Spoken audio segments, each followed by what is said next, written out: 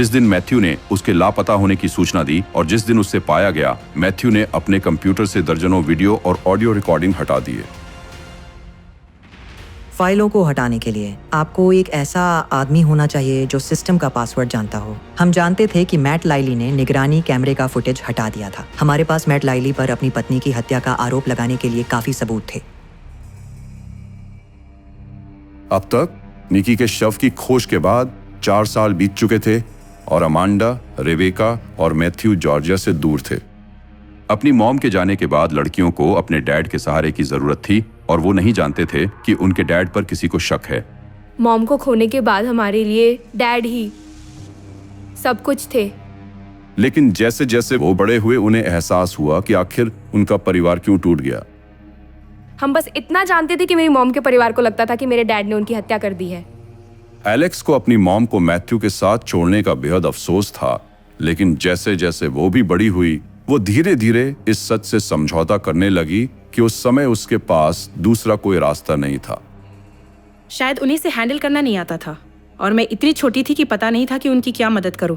अब जब वो 20 साल की है, एलेक्स अपनी माँ के लिए न्याय पाने के लिए वो सब कुछ करना चाहती थी जो वो कर सकती थी। उसे जरा भी अंदाजा नहीं था कि मौका बस अब आने ही वाला है। ऐसा कुछ तो था जो मैं न्याय के लिए नहीं कर रही थी, कुछ था जो मैं मिस कर रही थी। मन करता था छत से चिल्लाऊं, ये उसी ने किया है, कुछ तो करो।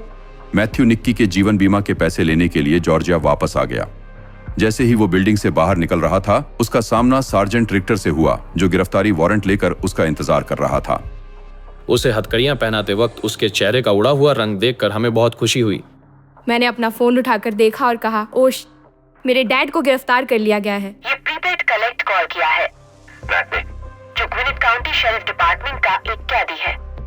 ठीक है, मेरी बात ध्यान से सुनो, सब लोगों को बताना। हमने एक YouTube चैनल बनाया ताकि हम आपको बता सकें कि हमारे घर में क्या हुआ था। मेरे डैड अब इन झूठे आरोपों की वजह से जेल में है। अब सच बताने का समय आ गया है। जी हाँ।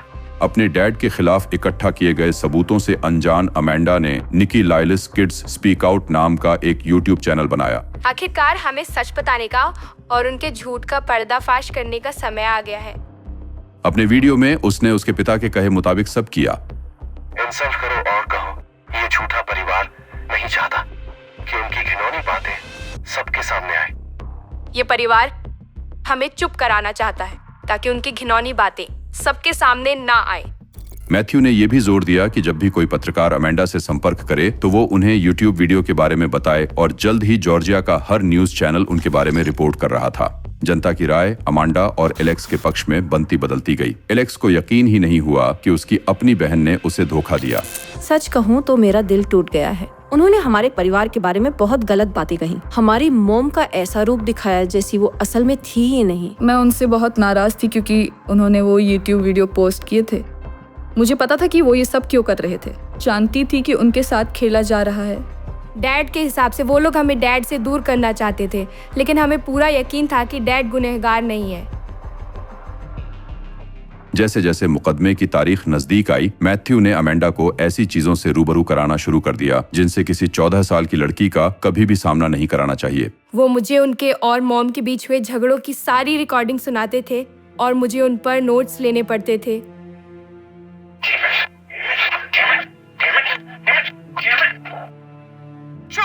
आवाज धीरे करो।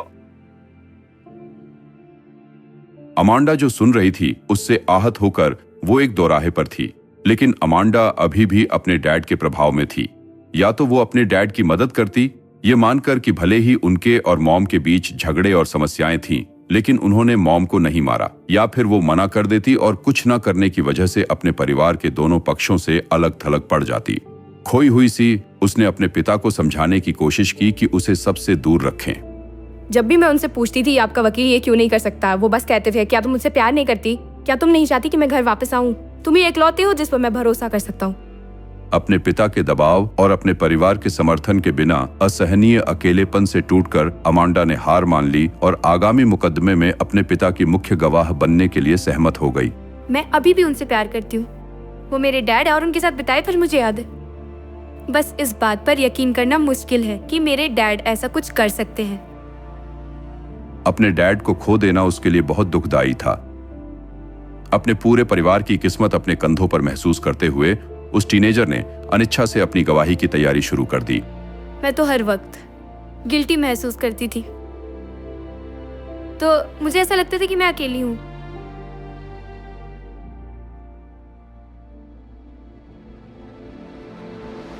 सत्ताईस जनवरी 2016 को मैथ्यू का मुकदमा शुरू हुआ।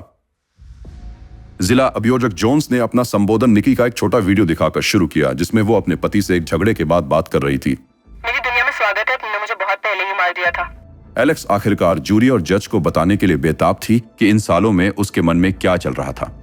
मैं चाहती थी कि उन्हें पता चले कि घर में क्या हो रहा था। मैं चाहती थी कि उन्हें पता चले कि मुझे शुरू से ही उन पर शक था कि मेरी माँ कभी अपनी बेटियों को छोड़कर नहीं जाती। उसे सबसे पहले गवाही के लिए बुलाया गया और उसकी गवाही बिल्कुल उन रिकॉर्डिंग से मेल खाती थी जो अधिकारियों ने मैथ्यू के कंप्यूटर से बरामद की थी। वो झगड़ते थे और वो उन्हें बाथरूम में बंद कर देते थे। मॉम को सीढ़ियों से धक्का दिया गया था। कई रातें ऐसी थी जब मेरी नींद खुल जाती थी, मैं जागकर उन्हें कहते सुनती थी, प्लीज मुझे छोड़ दो, मुझे छोड़ दो, तुम मुझे चोट पहुंचा रहे हो। लेकिन बचाव पक्ष के पास भी अपना खुद का मुख्य गवाह था। अमांडा अपने पिता के लिए गवाही देने वर्मोंट से फ्लाइट से आई। अपनी गवाही के दौरान वो उनके कहे अनुसार चली, ये दावा करते हुए कि निकी पागल होने के कारण दोषी थी। वो तेजी से इधर उधर चल रही थी, कह रही थी, उन्हें आवाजें सुनाई दे रही थी और वो आवाज उनसे कह रही थी कि लोग उनके बारे में बुरा बोल रहे हैं। लेकिन जोन्स इस टीनेजर की विश्वसनीयता पर सवाल उठाने से नहीं डरी। हमने ये फैसला खुद किया, हमें मॉम पसंद नहीं है, इसलिए हम उनसे दूर रहना चाहते हैं। ऐसा नहीं है कि डैड हमें उनसे दूर रहने के लिए मजबूर कर रहे हैं। जब जोन्स ने उस पर संदेह जताया तो अमांडा ने तुरंत अपने पिता का जिक्र किया, जिससे अदालत में कुछ लोगों की भौहें तन गईं। रिक्टर और जोन्स के इकट्ठा की सबूतों ने जूरी की इस धारणा को और पुख्ता कर दिया कि मैथ्यू बहुत चालाक था, जो अपनी मनचाही चीज पाने के लिए किसी को भी, यहाँ तक कि अपनी बेटी को भी मजबूर कर सकता था। उसने उस घर में उसकी हत्या की, उसी कमरे में, उसके साथ मनमानी करने के बाद। अभियोजक जोन्स ने जूरी को मामला सौंपने से ठीक पहले पीड़िता के अपने शब्दों से अदालत को भर दिया। मेरी गर्दन पर हाथ रखकर कहते हो कि तुम्हें मुझे मार देना चाहिए था। मुझे तुम्हें मारने देना चाहिए था। मुझे क्या पड़ी है, मैं क्यों मारूं? 3 घंटे से अधिक विचार विमर्श के बाद जूरी ने मैथ्यू को दुर्भावनापूर्ण हत्या, गंभीर हत्या, अवैध निगरानी और टेपिंग का दोषी घोषित किया। निकी लाइली का पूरा परिवार रोता हुआ दिखा जब विचार विमर्श शुरू होने के मात्र 3.5 घंटे बाद ही जूरी का वो फैसला सुनाया गया। जैसे ही मैंने ये सुना, मैंने उसका हाथ इतनी जोर से दबाया कि वो टूट ही जाता। मैंने पूछा, क्या उसने अभी दोषी कहा? क्या उसने दोषी कहा? क्या तुम्हें यकीन है? फुटेज के हटाने और ऑडियो क्लिप के अलावा जूरी को फैसला करने में सबसे ज्यादा मदद मिली जोन्स द्वारा उजागर की गई कहानी से, जिसने सभी टुकड़ों को एक साथ जोड़ दिया। मैट लाइली और निक्की उस शाम बाहर गए थे। वो आधी रात के बाद लौट आए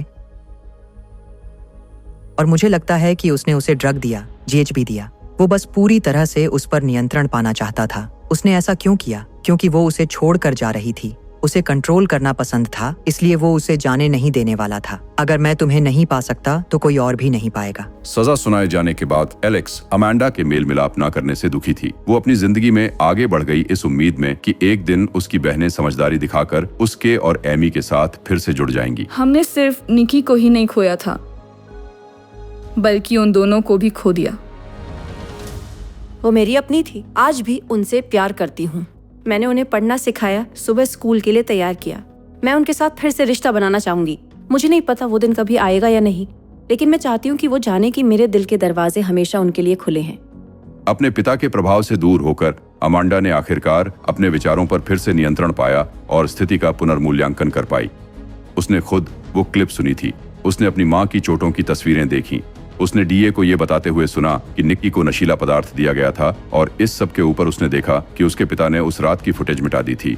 इससे बचने का कोई रास्ता नहीं था। भले ही वो उससे प्यार करती थी, अमांडा को एक बार फिर सच्चाई का सामना करना पड़ा।